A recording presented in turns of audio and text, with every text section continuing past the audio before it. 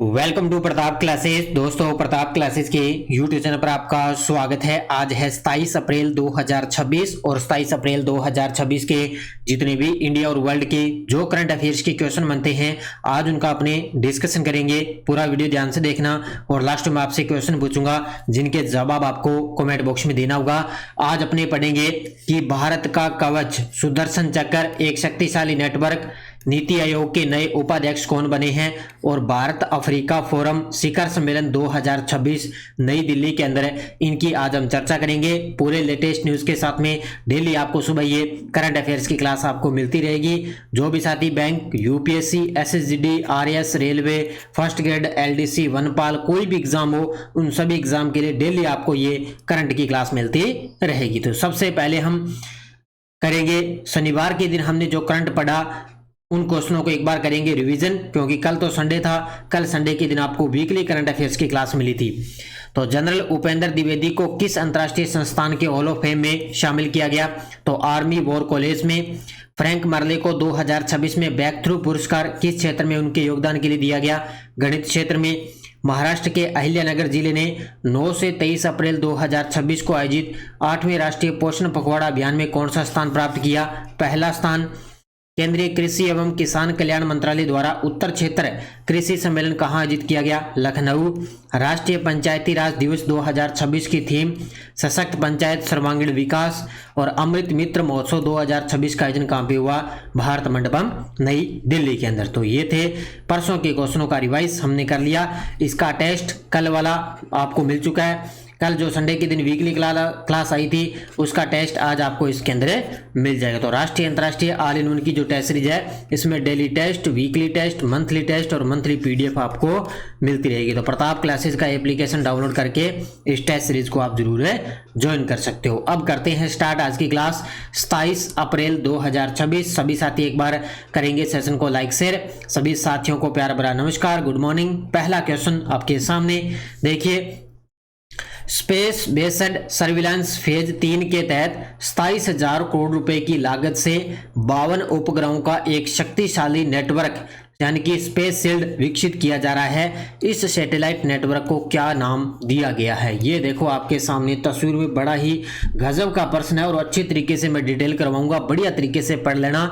तो space based surveillance phase 3 के तहत 27 करोड़ रुपए की लागत से इस 52 उपग्रहों का एक शक्तिशाली नेटवर्क तैयार हो रहा है और इस सैटेलाइट नेटवर्क को नाम दिया गया है सुदर्शन चक्र। क्या नाम दिया गया है? सुदर्शन चक्र। ये है भारत का कवच। क्या बोलते हैं इसको? भारत का कवच है यानी कि सुदर्शन चक्र। और अभी ये 52 उपग्रहों का एक शक्तिशाली नेटवर्क विकसित किया जा रहा है। सारे के सारे इसमें जो उपकरण वगैरह लगे होंगे सब कुछ एआई से संबंधित होंगे। देखो, Bharat space based surveillance phase 3 के तहत एक बड़ा अंतरिक्ष सुरक्षा नेटवर्क विकसित किया जा रहा है। इसका उद्देश्य देश की सीमाओं और आकाश की रियल टाइम निगरानी करना है और इस प्रणाली को सुदर्शन चक्र नाम दिया गया है। ये क्या होगा? ये एआई से लेस होगा यानी कि खुद ही दुश्मन के जहाजों, टैंकों और मिसाइलों को पहचान करके तुरंत अलर्ट भेज देगा। यानी कि एआई से लेस है और यानी कि ये क्या काम करेगा? यानी कि इसको खुद को ही पता लग जाएगा, यानी कि कहीं दुश्मन के जो जहाज है, टैंक है, कोई मिसाइल है, उनकी पहचान कर लेगा भी कहाँ है, क्या काम कर रहा है। तो ये तुरंत अलर्ट भेज देगा भी ये यहाँ पे इस प्रकार आ रहा है या नहीं आ रहा। ठीक है। इसमें टोटल 52 उपग्रहों का नेटवर्क बनाया जा रहा है और इस परियोजना की अनुमानित लागत है लगभग 27,000 करोड़ रुपए। इसके अलावा इसमें 31 उपग्रह निजी कंपनियों द्वारा बनाए जाएंगे और इस परियोजना की पहली लॉन्चिंग 2026 के अंदर ही प्रस्तावित। अभी तारीख फिक्स नहीं है लेकिन 2026 के अंदर ये प्रस्तावित होगा। सभी उपग्रहों को अगले 42 महीनों में अंतरिक्ष में स्थापित किया जाएगा। उपग्रहों को 500 किलोमीटर से 36,000 किलोमीटर तक की कक्षाओं के अंदर रखा जाएगा। यानी कि जितने भी उपग्रह है वो 500 किलोमीटर से लेकर 36,000 किलोमीटर की कक्षाओं में इनको रखेंगे। यह प्रणाली पूरे देश में रियल टाइम निगरानी क्षमता प्रदान करेगी। इस परियोजना में इसरो, डीआरडीओ, भारतीय वायुसेना मिलकर काम कर रही है और उपग्रह का प्रक्षेपण श्रीहरिकोटा के नए स्पोर्ट से किया जाएगा। अभी तारीख वगैरह फिक्स नहीं है अभी कब ये लॉन्च होगा। इसमें इसरो है, डीआरडीओ है, भारतीय वायुसेना है, वो तीनों मिलकर इसका काम कर रही है। तो ये इतनी सारी भी बातें अच्छे तरीके से पढ़ लेना, गजब का प्रश्न है। कल मैंने न्यूज़पेपर इसको अच्छे तरीके से निकाला है। अगला, नीति आयोग के नए उपाध्यक्ष कौन बने हैं? ये लीजिए भी आपके सामने एक नई नियुक्ति होने जा रही है। तो अब नीति आयोग के नए उपाध्यक्ष बन गए अशोक कुमार लाहिड़ी। कौन बन चुके हैं? अशोक कुमार लाहिड़ी। इनसे पहले कौन थी? सुमन बेरी, जो नीति आयोग की उपाध्यक्ष थी। इनसे पहले सुमन बेरी थी, उनका कार्यकाल समाप्त और उनकी जगह अशोक कुमार लाहिड़ी है, वो नीति आयोग के नए उपाध्यक्ष बने जा रहे हैं। और अभी आपको पता जो 2.0 बुक आ रही है उसके अंदर भी मैंने आपको इसके बारे में डिटेल डाल दी। तो अर्थशास्त्री अशोक कुमार लाहिड़ी को नीति आयोग का नया उपाध्यक्ष नियुक्त किया गया। वे सुमन बेरी का स्थान लेंगे जो मई 2022 से इस पद पर मौजूद हैं। अशोक लाहिड़ी केंद्र सरकार के 12वें मुख्य आर्थिक सलाहकार भी रह चुके हैं और साथ ही वैज्ञानिक गोवर्धन दास को आयोग का नया सदस्य भी बनाया गया। तो इसके साथ में जो वैज्ञानिक हैं गोवर्धन दास, वो नीति आयोग के नए सदस्य बन चुके हैं। 2 क्वेश्चन बन गए। नीति आयोग के उपाध्यक्ष अशोक कुमार लाहिड़ी और नीति आयोग के नए सदस्य वैज्ञानिक है गोवर्धन दास, इनको नियुक्त किया गया है। ठीक है। और नीति आयोग के वर्तमान में सीईओ पूछे तो वो है निधि छिब्बर। ध्यान रखना कौन है? निधि छिब्बर है, वो वर्तमान में नीति आयोग के सीईओ हैं। चौथा भारत अफ्रीका फोरम शिखर सम्मेलन कहाँ आयोजित किया जाएगा? चौथा भारत अफ्रीका फोरम शिखर सम्मेलन 2026 कहाँ आयोजित किया जाएगा? नई दिल्ली के अंदर। उत्तर क्या होगा? ऑप्शन नंबर 1 नई दिल्ली में। तो भारत अफ्रीका फोरम शिखर सम्मेलन 2026 स्थान है नई दिल्ली। ये कल से स्टार्ट होगा 28 मई से लेकर 31 मई 2026 तक इसका आयोजन किया जाएगा। तो ये लॉन्च कार्यक्रम 23 अप्रैल 2026 को एक कार्यक्रम हुआ, उसके अंदर लॉन्च हुआ। इसकी लोगो, इसका थीम और इसकी वेबसाइट लॉन्च हो चुकी है। हमारे विदेश मंत्री डॉक्टर जो एस जयशंकर है उनके द्वारा इसकी थीम, वेबसाइट, लोगो है वगैरह लॉन्च कर दिया। आधिकारिक वेबसाइट IAFC2026.in पर इसकी वेबसाइट है और इसकी थीम है SPRIT यानी कि नवाचार, लचीलापन, समावेशी परिवर्तन के लिए भारत अफ्रीका रणनीतिक साझेदारी। अब देखो थीम वगैरह तो मैंने यहाँ पे बता दी, लेकिन जब ये 28 से 31 को मई को होगा तब अपने अच्छी तरीके से इसके बारे में पढ़ लेंगे। इसमें सहयोग शिखर सम्मेलन में व्यापार, कूटनीति, विकास साझेदारी, रक्षा और ग्लोबल साउथ के सहयोग पर इसका ध्यान केंद्रित किया जाएगा। तो ये आपको याद रखना, गजब का प्रश्न है। भारत अफ्रीका फोरम शिखर सम्मेलन 2026 नई दिल्ली। सैटेलाइट आधारित वैश्विक अध्ययन के अनुसार वर्ष 2025 में निम्नलिखित में से कौन से भारतीय शहरों की लैंडफिल साइटें दुनिया की टॉप 25 मीथेन उत्सर्जन करने वाली कचरा साइटों के अंदर शामिल हो चुकी हैं? ये भी गजब का प्रश्न है। तो इसमें दो ही भारतीय शहर हैं। कौन कौन से? एक तो सिकंदराबाद और एक मुंबई। ये दोनों के दोनों भारतीय शहर हैं जो लैंडफिल साइट दुनिया की टॉप 25 के अंदर मीथेन उत्सर्जन करने वाली कचरा साइटों के अंदर दोनों के दोनों शामिल है। तो सिकंदराबाद और मुंबई शहर। देखो हाल में सैटेलाइट आधारित एक वैश्विक अध्ययन किया गया। इस अध्ययन में पाया गया कि एक सिकंदराबाद और मुंबई की लैंडफिल साइटें वर्ष 2025 की दुनिया की टॉप 25 मीथेन उत्सर्जन करने वाली साइटों के अंदर शामिल हो चुकी है। इस अध्ययन में यह भी देखा गया कि विश्व भर में 707 कचरा स्थलों का विश्लेषण किया गया और इन स्थलों से निकलने वाले कुल 2994 मीथेन गुब्बारों का अध्ययन भी किया गया। तो मीथेन वगैरह गैस होती है ना, उससे उत्सर्जित क्या है होने वाले 2 शहर शामिल। इससे पता चला है कि चिली और ब्राजील में लैंडफिल साइटों की संख्या सबसे अधिक है पाई जा चुकी है। यानी कि देशों के अंदर बात करें तो चिली और ब्राजील के अंदर सबसे ज्यादा है और अपने भारतीय शहर की बात करें तो सिकंदराबाद और मुंबई इसके अंदर टॉप 25 में शामिल है।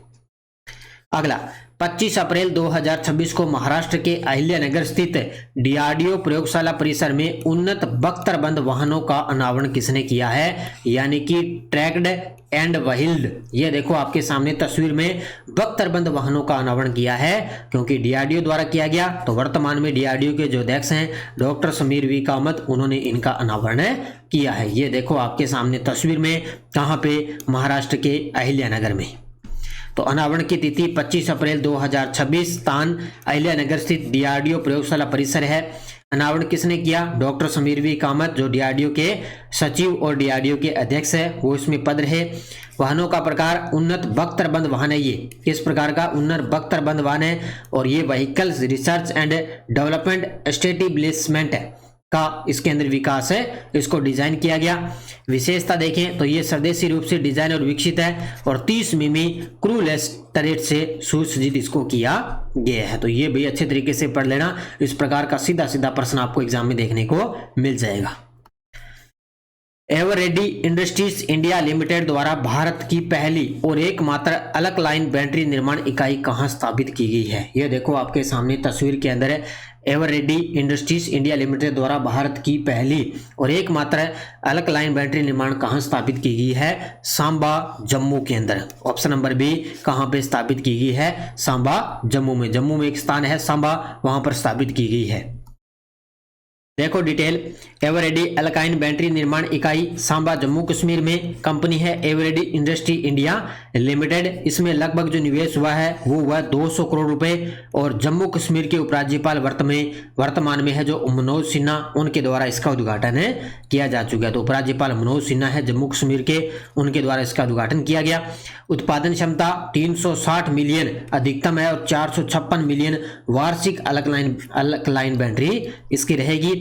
प्रीमियम बैटरी के आयात को कम करना और शारक क्षेत्र में निर्यात के अवसरों को तलाशना, ये इसका उद्देश्य है। और अगले 3 वर्षों में अलग लाइन बैटरी बाजार में 25% हिस्सेदारी का लक्ष्य इसके अंदर रखा गया है। ठीक है, तो ये इसके बारे में पढ़ लेना क्योंकि ये भारत की पहली है, तो निश्चित तौर से इस प्रकार का प्रश्न आपको देखने को मिलेगा। अब देखो आपके सामने वन लाइनर करंट पहला है, नोएडा इंटरनेशनल एयरपोर्ट के लिए नीतू समरा को नया अंतरिम सीईओ नियुक्त किया गया। भारत में अब कुल स्मार्टफोन उत्पादन का लगभग 25 से 28% हिस्सा घरेलू कॉन्ट्रैक्ट मैन्युफैक्चरिंग द्वारा किया जा रहा है। भारत के महापंजीयक ने जनगणना 2027 के पहले चरण के लिए national toll free helpline number 1855 और व्हाट्सएप चैटबॉट लॉन्च किया। याद रखना, जनगणना के लिए 1855 जो हेल्पलाइन नंबर है वो लॉन्च कर दिए गए, किसके द्वारा? भारत के महापंजीयक द्वारा। इसके अलावा डाबर ने हरजीत एस भल्ला को अपने भारत के कारोबार का मुख्य कार्यकारी अधिकारी नियुक्त किया। केंद्रीय युवा कार्यक्रम और खेल मंत्री डॉक्टर मनसुख मांडविया ने भारत के खेल भविष्य के लिए एक एकीकृत खिलाड़ी केंद्रित दृष्टिकोण तैयार करने हेतु श्रीनगर खेल संकल्प का शुभारंभ किया है। तो ये पांचों के पांचों वन लाइनर अच्छे तरीके से पढ़ लेना। अब की बार जो बुक आ रही है फर्स्ट ग्रेड की, अभी बस अगले 2 दिन के अंदर बाजार के अंदर बुक मिल जाएगी, उसके अंदर मैंने इस प्रकार के वन लाइनर क्वेश्चन भी आपको मिलेंगे। ठीक है, और ये टेलीग्राम ग्रुप है, कोई सूचना, कोई लिंक, कोई नोटिफिकेशन सब आपको टेलीग्राम पे सूचना मिलती है। पिछले वीडियो का क्वेश्चन क्या था? प्रज्ञा नामक उन्नत सैटेलाइट इमेजिंग सिस्टम कहां किस संगठन द्वारा विकसित किया गया? तो ये किया गया था डीआरडीओ द्वारा। बहुत सारे विद्यार्थियों ने बड़े गजब के जवाब दिए, उन सभी को बहुत बहुत शुभकामनाएं। अब देखो क्वेश्चन फॉर यू, अप्रैल 2026 में भारत के 95 शतरंज ग्रैंड मास्टर कौन बने हैं? आर प्रज्ञानंदा, डी गुकेश, अन्य घोष, विदित गुजराती। इसका जवाब आपको कमेंट बॉक्स में देना है। और यस्टरडे डोज अपनी क्या थी? आरपीएससी के ऐसे सदस्य जो लोकसभा और राज्यसभा सांसद भी रहे, दुलेश्वर मीणा। राजस्थान की प्रथम राज्य वित्त आयोग का गठन कब हुआ? 24 अप्रैल 1994। प्रथम अध्यक्ष थे के गोयल। राज्य निर्वाचन आयुक्त का कार्यकाल 5 वर्ष या 65 वर्ष की आयु जो भी पहले हो। और राजस्थान लोकायुक्त का गठन कब हुआ? 3 फरवरी 1973 को। तो ये तारीख याद रखना इन चारों क्वेश्चनों को अच्छे तरीके से। अब देखो आपके लिए नेक्स्ट डोज, अब ये जो योजना है वो लगभग तो मैंने आपको करवा दी, लेकिन इनकी तारीख आपको फिर से याद रखनी है। प्रधानमंत्री जन धन योजना कब शुरू हुई? केंद्र सरकार ने उजाला योजना कब शुरू की? केंद्र सरकार ने सुकन्या समृद्धि योजना कब शुरू की? प्रधानमंत्री मुद्रा योजना कब शुरू हुई? और केंद्र सरकार ने अटल पेंशन योजना कब शुरू की? इनकी तारीख आजकल क्या है एग्जाम में सम्मिलित करना आती है, इनको सम्मिलित करो कौन सी योजना किस तारीख को लागू हुई थी। तो ये बार बार मैं आपको करवा रहा हूँ ताकि ये इस प्रकार का क्वेश्चन आपका गलत न हो। ठीक है, तो इनका जवाब देना है आपको कमेंट बॉक्स में। और ये अपनी 1.0 बुक है ही। और ये देखो स्कूल व्याख्याता की फर्स्ट ग्रेड की नानक क्लासेस की 2.0 ये बुक आ रही है अभी, बस अगले 2 दिन बाद में आपको ये बुक बाजार के अंदर 2.0 मिल जाएगी। इसके अंदर सारा आपको एमसीक्यू भी मिलेगा और पूरा फैक्ट भी आपको इसके अंदर मिल जाएगा। तो ये फर्स्ट ग्रेड की अपनी करंट की टेस्ट सीरीज चल रही है, सेकंड ग्रेड शिक्षक बीटी, थर्ड ग्रेड है एलडीसी, सीईटी, इन सब की टेस्ट सीरीज चल रही है। इनको लेकर आप अच्छे तरीके से ध्यान करो, मेहनत करो। थोड़ी सी क्लास लेट हो चुकी है किसी कारणवश, लेकिन आपको क्लास मिली है, चाहे 15 मिनट लेट हो चाहे आधा घंटा लेट हो, लेकिन करंट की क्लास आपको कंटिन्यू मिलती रहेगी। तो सभी साथी करेंगे वीडियो को जाते जाते लाइक शेयर। धन्यवाद। जय हिंद, जय भारत, जय राजस्थान।